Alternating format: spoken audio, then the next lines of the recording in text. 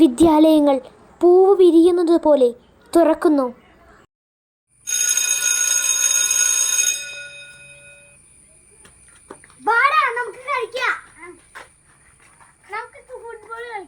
Football വേണ്ട, shuttle കളിക്കാം. ഞാൻ 2 ബാച്ചൊക്കെ എടുത്തിട്ടുണ്ട്. വേണ്ട, എനിക്ക് ഇത് മതി. ഫുട്ബോൾ വേണ്ടെന്ന് പറഞ്ഞില്ലേ നിന്നോട്? ഫുട്ബോൾ മതി. നീ ഫുട്ബോൾ മതി.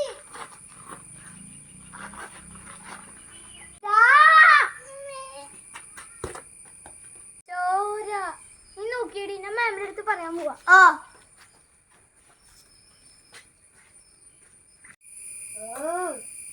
അനു, നിന്നെ മാം വിളിക്കുന്നുണ്ട്.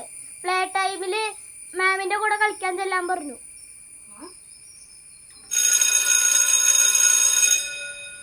മാം എന്നെ വിളിച്ചു കേട്ടു.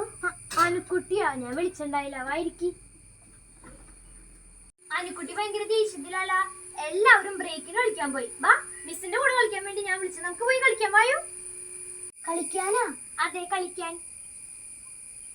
ഇന്ന് നമുക്ക് ഷട്ടിൽ ബാറ്റ് കളിക്കാം. അതെ, എന്ത് വേണേലും കളിക്കാം. പക്ഷേ എന്നെ പറ്റി അനുക്കുട്ടിക്ക് അറിയോ? ഇല്ലല്ലോ.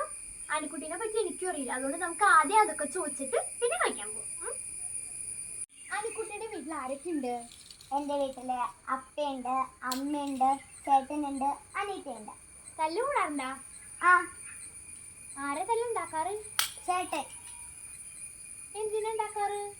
ചേട്ടൻ എന്നെ ഫുട്ബോൾ കളിക്കാൻ വിളിക്കും. ഞാനപ്പോ പോവാറില്ല. അപ്പൊ ചേട്ടൻ എന്നെ അടിക്കും.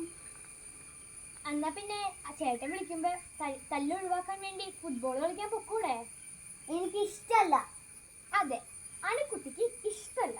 എന്താ പറഞ്ഞേ? അനുക്കുട്ടിക്ക് ഇഷ്ടല്ല. അപ്പൊ കുറച്ചു നേരത്തെ ഇവിടെ അരുണായിട്ട് എന്താ നടന്നേ? അത് ഞാൻ അവനെ തല്ലി. എന്തിനാ തല്ലിയേ? അവൻ എന്റെ കൂടെ കളിക്കാൻ വന്നില്ല. എന്താ വരായിരുന്നേ? അവന് ഷട്ടിൽ ഇഷ്ടല്ലാന്ന്.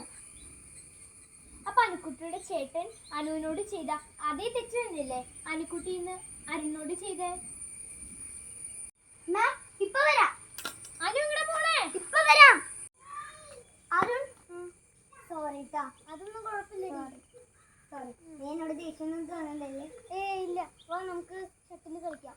വേണ്ട, നിനക്ക് ഇഷ്ടമുള്ളത് കളിച്ചാൽ മതി. നമുക്ക് ഫുട്ബോൾ കളിക്കാം. ഞാനിപ്പോ വരാട്ടാ. മാമിന്റെ അടുത്തൊരു കാര്യം പറയാനുണ്ട്. ഓരോരുത്തർക്കും പല ഇഷ്ടങ്ങളാണ്. നാം അത് മനസ്സിലാക്കണം. ഞാൻ അരിനോട് സോറി പറയാൻ പോയതാ. ഇടുക്കി മാം എന്റെ തെറ്റ് മനസ്സിലാക്കി തന്നതിന് താങ്ക് യു. അനുവിന്റെ കാര്യമില്ല മിസ്സിനറിയാം. എന്നാൽ മിസ്സിന്റെ കാര്യം അനുവിനറിയോ? ഇല്ലല്ലോ. മിസ്സൊക്കെ സ്കൂളിലോ ഒരു ഹെൽമെറ്റ് വെച്ചിട്ട് വരണേ. ഞാൻ കാണാറില്ലല്ലോ. എനിക്കുണ്ട് ഒരു കുടുംബവും, അപ്പനും അമ്മയും കുട്ടികളും ഹസ്ബൻഡും. പക്ഷേ ഞങ്ങളുടെ സങ്കടങ്ങളെല്ലാം ഞങ്ങൾ ഉള്ളിലൊതുക്കി ഒരു ഹെൽമെറ്റ് വെയർ ചെയ്ത ഈ സ്കൂളിലോട്ട് വരണേ. ഞാൻ എന്തെങ്കിലും ചിരിക്കാത്ത മുഖവുമായിട്ട് അനുക്കുട്ടി എന്നെ കണ്ടിട്ടുണ്ടോ? ഇല്ല. ഞങ്ങളെ ബഹുമാനിക്കൊന്നും വേണ്ട, എങ്കിലും ഒരു മനുഷ്യനെന്ന പരിഗണനയെങ്കിലും ഞങ്ങൾക്ക് തരണം.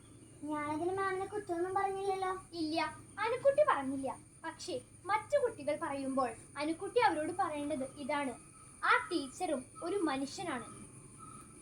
വിദ്യ പകർന്നു തരുന്നവരാണ് ഗുരുക്കന്മാർ. അവർക്ക് നൽകാവുന്ന ഏറ്റവും വലിയ ദക്ഷിണ ഇതാണ്: അവരെ മനസ്സിലാക്കുക. അപ്പോൾ ബഹുമാനമൊക്കെ താനേ വന്നോളൂ. മനസ്സിലായി ടീച്ചർ. ഇനി ടീച്ചർമാരെ കുറ്റം പറയുന്നവരുടെ കൂടെ ഞാൻ ഇനി കൂടില്ല. നല്ലൊരു ഗുരു ശിഷ്യ ബന്ധം നമുക്ക് കെട്ടിപ്പടുക്കാം. അപ്പോൾ ഫ്രണ്ട്സ്, വീഡിയോ ഇഷ്ടപ്പെട്ടാൽ ലൈക്ക് ചെയ്യണം, ഷെയർ ചെയ്യണം, സബ്സ്ക്രൈബ് ചെയ്യണം, കമന്റും കൂടി ചെയ്യണേ. Bye bye. ഗുരു ശിഷ്യ ബന്ധം ഒരിക്കലും മായാതിരിക്കട്ടെ.